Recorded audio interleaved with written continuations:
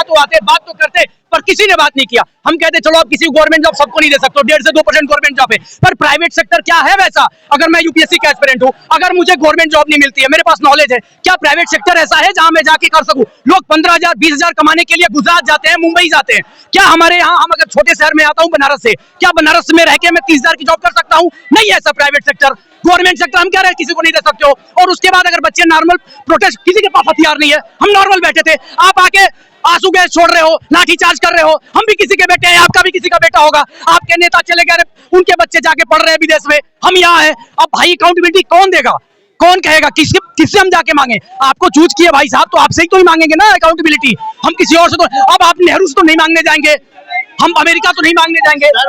आपका नाम क्या होगा? मेरा नाम विपिन है। बनारस के किस शहर से? मैं बनारस के शहर से बिल्कुल प्रॉपर रहता हूँ। जो सीजेपी के समर्थन में बनारस से आए हुए हैं कि यहाँ पर रहते हैं? मैं मुखर्जी नगर में रहता हूँ, मैं यूपीएससी के एस्पिरेंट हूँ और यहाँ मैं आया प्रोटेस्ट में, सुबह से आया हूँ। पर जिस तरह से लाठीचार्ज की गई, आंसू गैस छोड़े गए, ये बहुत निंदनीय है। इसकी कुछ भी इसकी कल्पना ही नहीं की जा सकती थी। हम लोग आए बिल्कुल पीसफुली आके। तो क्या लगता है इस लाठीचार्ज के पीछे किसका हाथ हो सकता है? बिल्कुल I tell you, it's all about the mainstream media, जिन्होंने इतना बड़ा प्रोटेस्ट को कवर नहीं किया। और जितना भी जो चल रहा है, जितना भी चल रहा है, ये सिचुएशन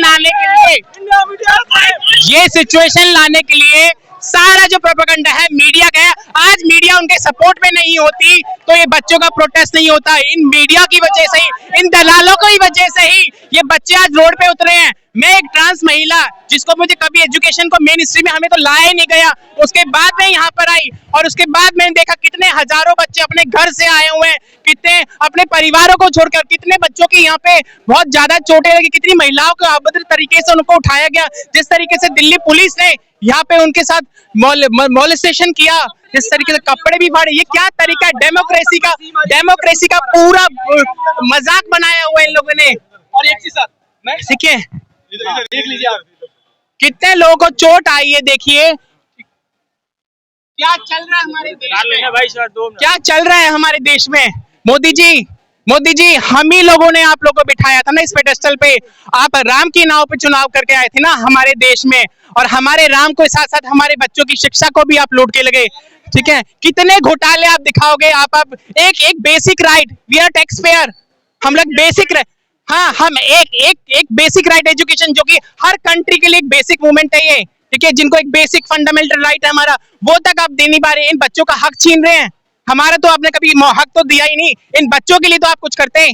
एक ट्रांस महिला होकर यहाँ पे खड़ी हुई, इन बच्चों के लिए खड़ी हुई, काफी परिवारों के लिए। क्या माएं सोच रही होंगी कि अपने घर पे मेरा बच्चा कहाँ क्या सेव होगा? कैसे देश में हम रह रहे हैं? ये देश हमारा है, सरकारें आएंगी जाएंगी, क्योंकि ये झंडे की लड़ाई जो सरकार लड़ रही है ना, हमारे देश का तिरंगा, हम उसके लिए लड़ रहे हैं। ये देश हमारा है, ठीक है, सरकारें आएंगी, ये देश ये इन जनताओं का, इन बच्चों का है, इन युवाओं का है। अभी हमारे जो आज की जो घटना घटी है, इसके बाद हमारे जो जिंदाबाद, क्या रिएक्शन होगा? क्या बिल्कुल, हम वहाँ तब तक यहाँ से नहीं जाएंगे जब तक हमारी मांगे नहीं मांगे जाएगी। उनको लगता है कि मुझे डरा लेंगे, मैं नहीं डरूंगा, यहाँ खड़ा रहूंगा। और दूसरी बात, अगर आप कह रहे हैं कि हम अगर अपनी आवाज उठा रहे हैं, आप यूनिवर्सिटी उठा के देख लो, क्या उस तरह की यूनिवर्सिटी है यहाँ पे? अगर हम बनारस से आके यहाँ पढ़ रहे हैं, हम क्या बनारस में मूलभूत सुविधाएं हैं कि मैं वहां भी स्टडी कर सकता हूँ? ऐसे नहीं कॉलेज है। और उसके बाद आप जिस तरह से हमारे साथ बर्बरता कर रहे हो, हमने क्या गलत मांग लिया? हमने तो वही मांगा ना जो हमारी मूलभूत जरूरी चीज है। रोजगार आप नहीं दे पा रहे हो, और हम ये सवाल किससे करेंगे? आपसे नहीं करेंगे तो किससे करेंगे? भाई साहब, चूज आपको किया मैंने 2014 में, और आप कांग्रेस को हर बात पे लेके आते हो। भैया वो नहीं है ना, जिस दिन वो आएगी मैं उससे भी सवाल करूंगा। आज आप है तो मैं आज आपसे सवाल करूंगा, सीधी सी बात है। अगर सरकार आप लोगों की मांगों को पूरी नहीं करती तो उसके बाद आप लोगों का क्या रिएक्शन? तो जब सरकार ना इस पब्लिक ने ही उसको उस कुर्सी पे बिठाया है, पब्लिक घसीट के यहाँ भी ला सकती है। ये पब्लिक है, ये कुछ भी कर सकती है। यहाँ के बच्चे एक महीने से पीसफुली प्रोटेस्ट कर रहे थे। जो उंगली करने का तरीका है वो सरकार ने यहाँ पे किया, ठीक है। और जो दूसरा मैं कह रही हूँ, जितने भी ये दलाल मीडिया, जो दिल चट्टू और ये क्या कहते हैं, जो तेल बदलू, ये इस मीडिया में मेन जो सपोर्ट मिला है, उसी की वजह से मोदी जी की आज इतनी हवा में पर उड़े हुए हैं। अदरवाइज इसी जनता ने इनको बैठाया है वहां पे। और आप जनता को ही जिस तरह से जियोपॉलिटिकल मेरा फेल हुआ है, आप देख लीजिए, जब हम अभी सर्जिकल स्ट्राइक कर रहे हैं उसमें भी किस तरह की देश के हमारे साथ खड़े थे, क्या रसिया उस तरह से खड़ा था हमारे, वो भी नहीं था सर। आप इतने बेशरम हो गए हैं कि हमारे देश के युवाओं को, जो शिक्षक हैं, जो शिक्षा के लिए अधिकार मांग रहे हैं, आप उन पे हथियार चला रहे हैं। आप कितने बेबस, कितने डरपोक हो चुकी हैं। हमारी सरकार इतनी डरपोक इन चंद बच्चों से, जो कि हाँ, हिम्मत नहीं है क्या हमारे समाज से कि आप प्रेस कॉन्फ्रेंस कर पाए, बच्चा का सवाल दे पाए। आज जिस तरीके से मैंने मोदी जी को देखा, सुबह सुबह वो हंस रहे थे। देश में इतना बड़ा मूवमेंट चल रहा है, देश में इतने लोग हंगर स्ट्राइक पे बैठे, कितने बच्चों को तुमने डिटेन किया है।